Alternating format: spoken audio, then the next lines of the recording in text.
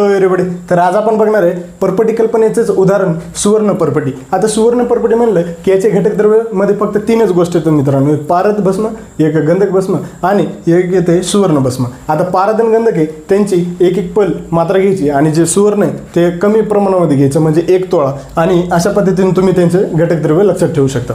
आता याच्यानंतरचा पार्ट येत आहे ते म्हणजे निर्माण विधी. निर्माण विधी म्हणलं की पर्पटीमध्ये पारद आणि गंधक यांची कजली करायची आणि नंतर त्यांच्यामध्ये उरलेले घटक द्रव्य टाकून विधिवत पर्पटी तयार करायची. अशा पद्धतीने ही निर्माण विधी आहे मित्रांनो. त्याच्यानंतर येते त्याचा मात्रा. आता मात्रा जर बघितली तर याच्यामध्ये सुवर्णाचा उपयोग केलेला आहे म्हणून ही अर्धा ते 1 रत्ती एवढी याची मात्रा येते. आणि याचा अनुपान जर बघितलं मित्रांनो तर याच्यामध्ये मध आणि कोष्णजल म्हणून खास अनुपान याच्यामध्ये उपयोग होतो. आता याचा उपयोग जर बघितला मित्रांनो तर याचा उपयोग प्रामुख्याने ग्रहणी, कोष्ठगत यक्ष्मा, शूल, जीर्ण अतिसार वेगवेगळ्या आंत्रामध्ये याचा खास करून उपयोग होतो मित्रांनो. तर अशा पद्धतीने ही सुवर्ण पर्पटी होती. थँक्यू.